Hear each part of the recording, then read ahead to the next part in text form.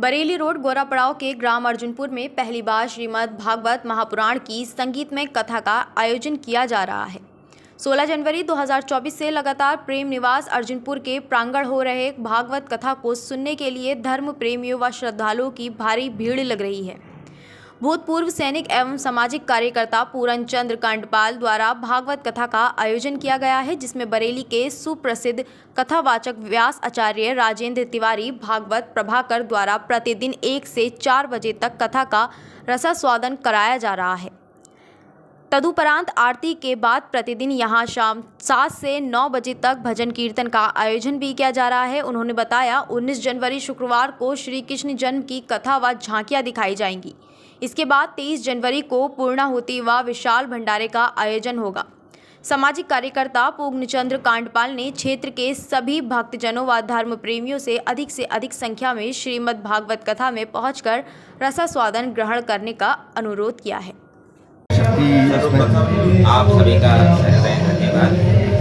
यहाँ पर हमारे श्रीमान पूरन चंद्र कांडपाल जी के और निज निवास में जो श्रीमद् भागवत कथा चल रही है 16 तारीख से प्रारंभ हुई और 16 से 22 तारीख तक ये कथा यहाँ पर चलेगी। 23 तारीख को इस कथा का भंडारा है। श्रीमद् भागवत हमारे इस सनातन धर्म का एक कल्प वृक्ष कहा गया है। जिस प्रकार से कल्प वृक्ष के नीचे खड़े होकर के हम जो भी कामना करते हैं वो कामना हमारी परिपूर्ण हो जाती है। ठीक उसी प्रकार से अगर हम श्रीमद् भागवत की कथा को भाव से श्रवण कर लेते हैं तो हमारी प्रत्येक मनोकामनाएं कथा पूर्ण कर ले। विशेष रूप से श्रीमद् भागवत की जो कथा होती है इसका विधान 7 दिनों में ही बताया गया है। 7 दिनों में श्रवण करने के लिए। अब 7 दिनों में क्यों श्रवण करनी चाहिए, इसका भी कुछ विधान है। सर्वप्रथम जो दिन है केवल 7 ही दिन है। आप देखिए रविवार से लेकर के शनिवार तक केवल 7 दिन है। इन्हीं 7 दिनों में हमारा जन्म होता है, इसी में पालन होता है और इन्हीं 7 दिनों में हमें संसार को छोड़ करके चले जाते हैं। तो 7 दिनों का जीवन है। तो भागवत कथा श्रवण करके हमें जीना आता है कि मनुष्य को कैसे जीना चाहिए।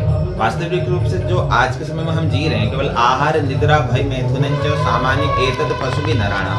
इस संसार में हम केवल खाने पीने सोने के लिए नहीं आए। हमारा जो परम लक्ष्य है वो गोविंद की प्राप्ति है, भगवान की प्राप्ति है। अब गोविंद प्राप्त कैसे हो?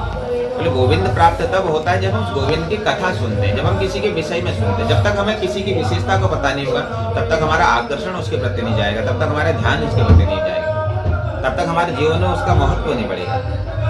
जब हम उसकी कथा सुनते हैं, उसकी कथा सुन करके हमारे हृदय में गोविंद की भक्ति जागृत होती है और श्रीमद् भागवत की कथा यही हमें कराती है, हमारे पितरों का उद्धार कराती है और हमें जीना श्रीमद् भागवत सिखाती है। धर्म एक ऐसा धर्म है जो समाज में आज की तारीख में विकृतियाँ हो रही हैं।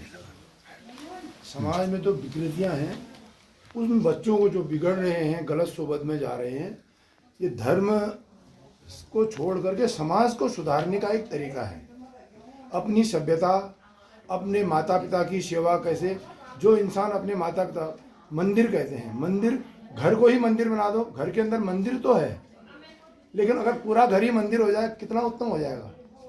ऐसी भावनाएं इस भागवत के द्वारा जागृत करी जा सकती है और ये माध्यम है सबको, कोई किसी जाति, किसी धर्म, किसी पंथ को मानने वाला हो, अगर इसका श्रवण ढंग से करे, उसमें सबसे पहले अपने माँ बापों के प्रति विचार, अपने परिवार के प्रति विचार, अपने अड़ोस पड़ोस के प्रति विचार, सबके प्रति उसके विचार अच्छे हो जाएंगे और जिस घर में विचार अच्छे होंगे तो वो क्षेत्र में वो अपने विचार फैलागा। यही एक माध्यम है। तो जो आज विकृतियाँ हो रही, नशे के आदी हो रहे हैं, तो इसी अगर सबसे अच्छा साधन है समाज सुधारने का, सबसे अच्छा साधन है इसका। सब आप मीडिया चौथे स्तंभ हो आप लोग, आपसे बड़ा इसका प्रचार। देखो ऐसा होता है अगर हम लोग जाग जाएंगे, कई लोग जाग जाएंगे, कलयुग भी हार जाएगा। अगर हम देखो शक्ति इतनी है, सच्चाई में इतनी शक्ति है, हम लोग अच्छे रास्ते में अगर 1000 लोग चल देंगे तो कहीं ना कहीं एक दुष्ट आदमी दब जाएगा। कोई भी है, चाहे नाम हो या कोई भी चीज़ हो। समाज सुधारने की कोशिश सबसे पहले मैं अपने से करूं। जब मैं खुद सुधर जाऊंगा तो मैं कोशिश करूंगा कि मेरा घर सुधर जाए, मेरा घर मंदिर बन जाए, तब मैं बगल वाले को कहूँगा। और आप लोग तो ऐसे हो, 1 लाख घरों को एक दिन में सुधार सकते हो। आप तो मीडिया का तो इतना अच्छा रोल है, समाज को आप तो चौथे स्तंभ हो, तो ये समाज को सुधारने का एक बहुत अच्छा वो है। और नहीं तो हम लोग क्या होगा, जैसे और देशों में होता है, टुकड़े हो जाएंगे, कई लोग बांटने की कोशिश करेंगे, क्यों, हमसे वैसे नहीं जीत पाएंगे। तो सनातन धर्म एक ऐसा है, पूरे विश्व में यही सब कुछ करा सकता है, पूरे विश्व की शांति के लिए कामना सनातन धर्म कर सकता है।